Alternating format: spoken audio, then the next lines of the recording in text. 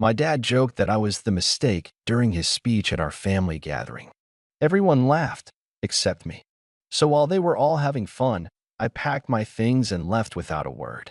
Now they're blowing up my phone saying, "So, I've been debating whether to share this for a while, but I think I need some outside perspective on what happened. This isn't going to be an easy one, but here it goes. I'm 26, and this happened a few months ago at a family gathering. It's been on my mind a lot, and I still can't quite figure out how I feel about it. Let me set the scene for you. It was a Sunday afternoon, and we were all gathering at my parents' house to celebrate my younger sister, Emily, getting engaged. Emily is the baby of the family, and I'll admit, I've always felt like the odd one out. I'm the middle child, so you can imagine how that goes. I've always had to work twice as hard for any kind of attention or validation. Travis, my older brother, has always been the perfect son, and Emily? Well, she's the golden child, at least in my dad's eyes. I don't want to make this sound like a pity party, but my relationship with my dad, Rick, has always been complicated. He's not a terrible person, but he's very focused on appearances and success. And when it comes to me, it's like he's always had these subtle, and not so subtle, jabs about how I'm not as good as Travis or Emily. I've spent years internalizing it, trying to convince myself it didn't bother me. But there's only so much a person can take, you know? Anyway, we're all at the house for the engagement party. The usual family stuff, snacks, people mingling, small talk. I wasn't expecting anything crazy. It's just another family event, right? At some point during the gathering, Rick stands up to make a toast. I knew what was coming. He's the type of person who loves to be the center of attention at any event. So he gets up, clears his throat, and starts going on about how proud he is of Emily, how she's turned out to be such a great person, how he's looking forward to her wedding, all that typical dad stuff. And then he says something like, and of course, we can't forget Olivia. My middle child, my oops baby. I honestly thought I misheard him at first. The room got quiet for a split second, and then I realized what he had just said. Oops baby. That's how he just described me. In front of everyone. Now, I don't know if Rick was trying to be funny, but there was a moment of silence before a few people awkwardly chuckled. Emily and Travis were laughing along with everyone else, and my mom was smiling politely, like this was just some regular family joke. But inside, I felt like I was drowning. I could feel my chest tighten, my breath getting shallow. It wasn't just the joke, it was the casual way he said it, like it was a well-known fact, like it was something I was supposed to accept and laugh off. He continued, saying, "Yeah, Olivia, she came a little too early. A bit of a surprise, but hey, she turned out all right. She's here now, right?" I could feel my face getting hot, my hands trembling. It wasn't even the first time he'd made some remark about me being a mistake. He'd done it before, but it was always under his breath, or just between him and my mom. This time, he did it in front of everyone, and everyone laughed. I don't know why it hit me so hard this time, but it did. It was like he was treating me like a joke, like I wasn't even worth a second thought. And no one seemed to care. I looked around at the people I'd known my whole life, and I felt like an outsider. My dad, the man who was supposed to have my back, was up there in front of everyone, casually humiliating me. I don't know how long I stood there before I snapped out of it, but I couldn't do it anymore. I couldn't be the punchline. Without saying a word, I grabbed my purse, stood up, and walked out of the room. The last thing I heard was my dad still talking, trying to get a laugh out of something else. I'm not sure if anyone noticed I was leaving at first, but I didn't care. I didn't tell anyone I was leaving. I didn't feel the need to explain myself. I just wanted to get out of there. The drive home was a blur. I remember gripping the steering wheel so tight my knuckles were white. I didn't even turn on the radio, just drove in silence, trying to calm myself down. But I couldn't stop thinking about what happened, about how easy it was for my dad to make me the butt of his joke, about how everyone just went along with it. It felt like everything I'd been feeling for years had just come to a head in that moment. When I got home, I didn't even bother calling anyone. I didn't want to talk to anyone. I didn't want to hear what they had to say about it. The only thing I did was text Emily and tell her I was sorry, but I couldn't stay. She tried calling me immediately, but I ignored it. I didn't want to hear her excuses or her telling me I was being too sensitive. I didn't want to hear any of it. For the next few hours, my phone was blowing up. I could see the texts coming in, first from Emily, then from Travis, and finally from Rick. They were all asking where I went, why I left, what was wrong. I didn't respond. I couldn't. That night, I just sat in my room, scrolling through social media, trying to distract myself from everything that had happened. But I couldn't stop thinking about it. About how my dad had turned something that should have been a celebration into something that felt like an insult.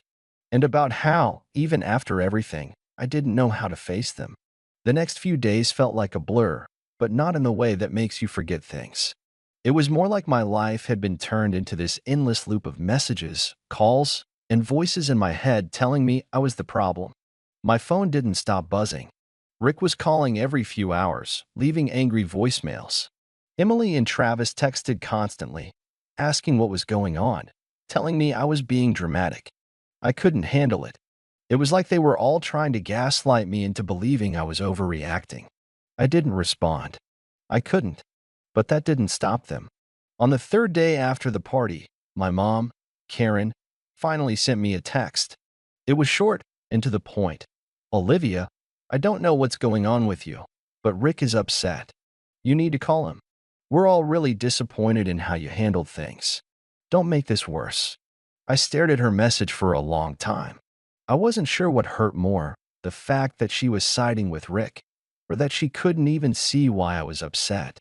I had spent years trying to win her approval, trying to be the daughter she wanted me to be. But here she was, defending Rick, as if everything was fine and I was the one who'd caused all the chaos. But it wasn't just that. I had this sinking feeling that she was trying to make me feel guilty for leaving. It was like they all wanted me to apologize for being hurt.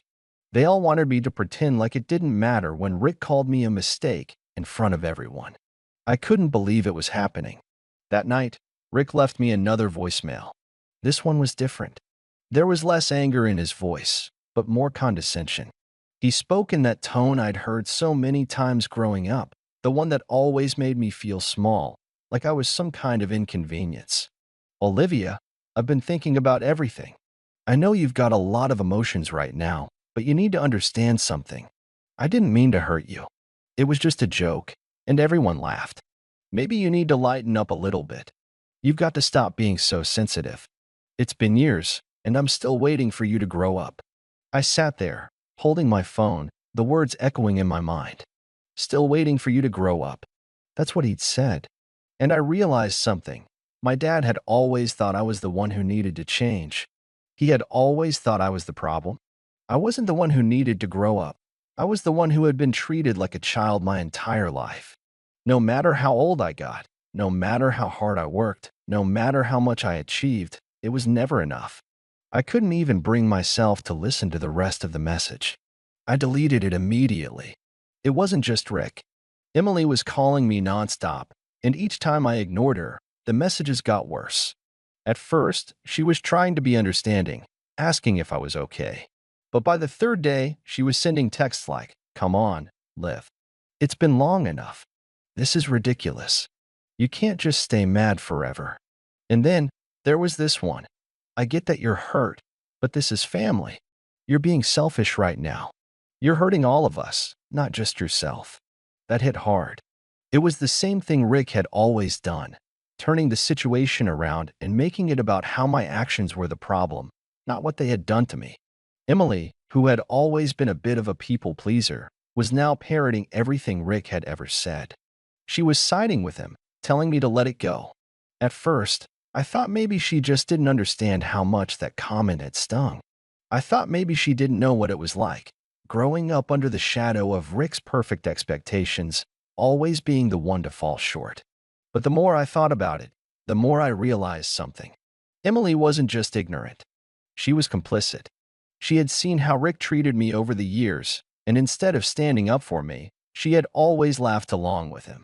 She had always turned a blind eye, because it was easier that way. Now, she was doing the same thing, telling me to just get over it. And then there was Travis. I hadn't heard from him for a while, and I guess I'd been hoping he would be the one to call me out of the blue, the one who would see how messed up this was. But no. He sent me a text, and it was almost exactly like Emily's. "You've really gone too far this time. Liv. You're just making everything harder for all of us. Stop being so dramatic." It stung, but not as much as Rick's words. Travis had always been Rick's golden child. He could do no wrong in Rick's eyes. And I guess that had rubbed off on him because now he was defending Rick too. It was like everyone had taken sides, and I was the one left alone on the outside, with no one even trying to understand why I felt the way I did. I don't know how long I sat there staring at my phone, but I finally reached a breaking point. I couldn't do it anymore. I couldn't be the one to keep holding this family together when no one else cared enough to do the same for me. I couldn't be the one who always made the sacrifices, who always tried to make peace, only to be ignored, belittled, or even worse, made the joke of the entire family. That's when I made my decision. I was done. I wasn't going to let them treat me like this anymore. I wasn't going to beg for their approval, and I wasn't going to sit around waiting for them to change their minds about me. But what I didn't expect was how quickly things escalated after that. The phone calls didn't stop, and the messages kept pouring in. But this time, there was a different tone. Now they were starting to get angry. Rick was demanding an explanation. Emily was accusing me of ruining everything. And Travis, well, Travis was the worst of all. He called me a drama queen and said I was going to destroy the family if I didn't come back. I didn't know what to do. I wanted to stay strong, but I felt the weight of everything bearing down on me. The pressure was building, and I wasn't sure how much longer I could hold out. But just as I was about to buckle under the pressure, something happened that made me realize I couldn't back down. I got a text from Rick. It was short, but it was the final straw. He wrote, "You really are the problem here, Olivia. Maybe if you stopped being so selfish and childish, you could be part of this family again." The message from Rick hit me harder than any of the others. Maybe if you stopped being so selfish and childish, you could be part of this family again. His words burned in a way that was different from the others. This wasn't just a call for me to apologize, it was a dismissal. It was Rick finally putting it all out there. I wasn't good enough for him, and I never had been. He wasn't just upset about the situation anymore.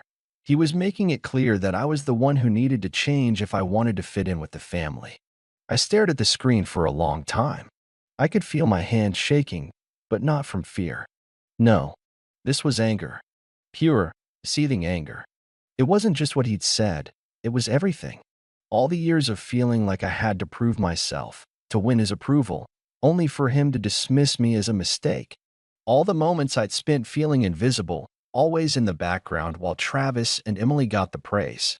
All the times I'd stayed silent, trying to keep the peace, trying to be the good daughter, the good sister, because that's what was expected of me.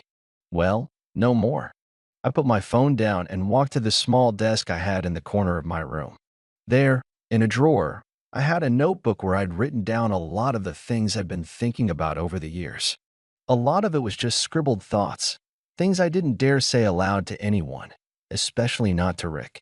But in that moment, I knew it was time to start putting everything into motion. I couldn't keep being quiet, and I wasn't going to let them think I was the one in the wrong anymore. I grabbed a pen and began to write. I wasn't going to take it anymore. This wasn't about just walking away from a family event. It was about standing up for myself, showing them all that I was done letting them trample on me. I wasn't the one who needed to apologize. I wasn't the one who'd made a mistake. The first step was getting my finances in order. My job was steady enough that I could afford to live independently. I've been slowly building up a savings account over the last few years, just in case. I'd always known that at some point, I might have to leave. And now it felt like that time had come. I spent the next few days carefully planning. I wasn't going to confront them head on. No, that wouldn't be satisfying enough. I needed to make them feel what I'd been feeling all these years, the pain of being invisible, of always having to prove my worth. I started with Rick's business. He had this small but moderately successful construction company. It wasn't huge, but he was proud of it. In fact, the company had been his identity for years. The only thing he ever seemed to care about was making it grow, and he loved bragging about it at family gatherings. It was the only time he ever seemed remotely happy with himself. But it also made him insufferable. For weeks, I've been gathering little details. Things I knew would hurt his pride. Things I knew would hit him where it hurt the most. His company wasn't as solid as he thought. There were cracks in the foundation, his employees weren't as loyal as he believed, and some of his business dealings were a bit more questionable than he cared to admit. I didn't want to destroy his business, but I did want to make him feel what I'd felt. The slow realization that everything he'd built might not be as stable as he thought. So, I contacted a few people. It wasn't illegal, not exactly. But I did gather enough information to make things uncomfortable for him. A couple of calls, a few rumors spread to the right people, and suddenly, his reputation was starting to fray at the edges. Nothing too obvious, just enough to make him second-guess everything. Meanwhile, Emily and Travis continued to text me. They were relentless. They didn't understand why I wouldn't just come back, why I was making everything so complicated. The texts were getting harsher now. Emily accused me of ruining the family and acting like a child. Travis sent me long messages about how I needed to get over myself and stop dragging everyone down with my drama. I didn't respond. I didn't even feel tempted to. But Rick? He was a different story. I could feel the pressure building with every call and text. He wasn't just angry anymore. He was desperate. I could tell from his messages that something was starting to go wrong with his business. The rumors were getting louder, and he didn't like it. But instead of admitting that things were starting to slip, he was blaming me for everything. It was like he thought I had somehow orchestrated all of it. He even said in one message, "If you don't come back, you'll be responsible for ruining everything I've worked for." It was hard not to laugh. The way he could twist everything. The way he still thought he could make me feel guilty. It was almost comical, but there was a part of me that felt a little sick to my stomach. I wasn't the one who had destroyed anything. He had done that himself. I had just stepped back and let it all fall apart. A week passed, and things started to escalate. Rick's business began to experience problems. There were complaints about delayed projects, and some of his clients were starting to back out of deals. It was nothing major, but it was enough to make Rick nervous. He had never been good at handling stress, and the pressure was getting to him. I could tell. He was sending me messages more often now, demanding I talk to him. He even threatened to come to my apartment if I didn't respond. At that point, I knew it was time. I wasn't going to just leave quietly. This was my revenge, and I had to make sure he understood exactly why I'd done it. I wasn't going to let him keep pretending like I was the problem, like I was the mistake in his life. I wanted him to see that I was done. So one evening, when I knew he would be home, I did something I knew would hit him hard. I sent him a message. Short, to the point. Enjoy the fallout. I'm done pretending I'm your punching bag. Then, I blocked his number. The day I blocked Rick's number, I felt a strange mixture of relief and empowerment. The chaos had been building for so long that it was almost like I'd been holding my breath, just waiting for the right moment to finally exhale. I wasn't just taking a step back from my family. I was taking control of my life, of my happiness. It wasn't just about revenge anymore. It was about me. The aftermath was as intense as I expected. I don't think anyone could have predicted just how much everything would unravel after I stepped away. I thought the worst of it was over, but honestly, that was when the storm really started. Rick was furious. I could feel it even before I heard from him. Every couple of hours, my phone buzzed with messages from him, demanding I explain myself. At first, it was the typical, "You're being ridiculous" messages. Then, it started getting personal. "You really think this is the answer?" he wrote. "You think I don't care about you? You think I'm some monster? You're wrong, Olivia. You've always been wrong." I didn't respond. Not once. It was hard, but every time I even thought about giving in, I reminded myself of that night, how he had made that joke in front of everyone, how he had embarrassed me without even a second thought. I wasn't the one who needed to apologize. He was. Meanwhile, the pressure on his business continued to mount. It wasn't just the rumors now, people were starting to talk openly about his failed projects. He had contractors pulling out of jobs, suppliers backing out of deals, and worst of all, his clients were questioning his credibility. It wasn't a full-on collapse, but it was enough to make him panic. And panic, he did. I kept my distance, but I could hear the whispers through the grapevine. Emily and Travis were calling him, trying to get him to calm down. They were frustrated with me too, but they didn't quite understand what was happening. To them, this was just a family feud. To Rick, this was a threat to everything he had built. I was an inconvenience to him, sure, but more than that, I was the reason everything was falling apart. I wasn't just his daughter anymore. I was his enemy, and in a way, that was exactly what I wanted. It wasn't about tearing him down completely. It was about showing him that the foundation of his so-called perfect life wasn't as solid as he thought. The cracks had always been there. I just made sure they were exposed. As the weeks went by, I stayed in my apartment, sticking to my plan.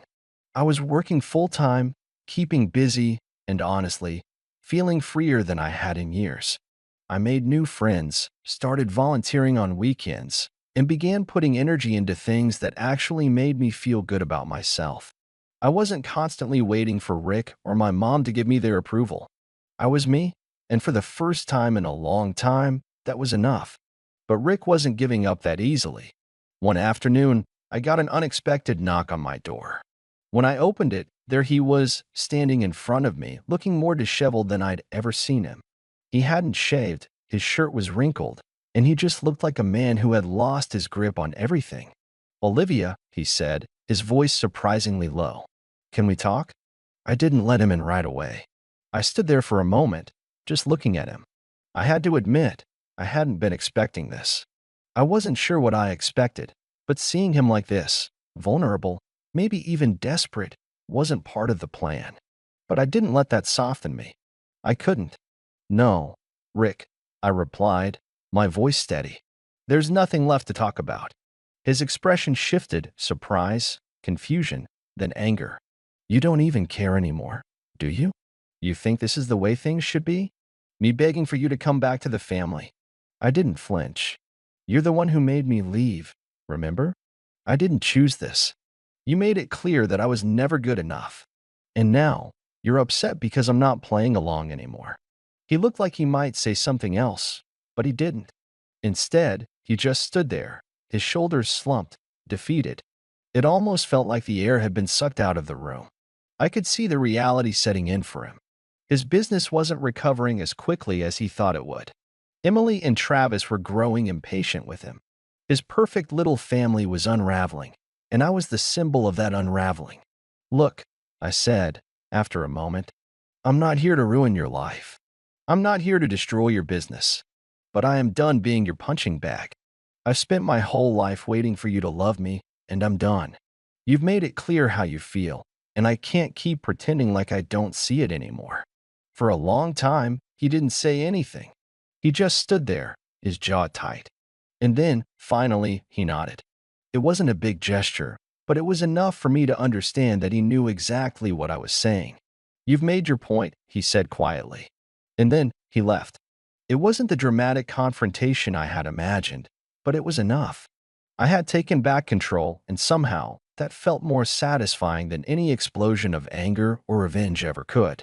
I didn't need his apology, and I certainly didn't need his approval. Over the next few months, things slowly began to settle. Rick's business never fully recovered, but it wasn't as bad as I thought it would be. Emily and Travis eventually stopped calling.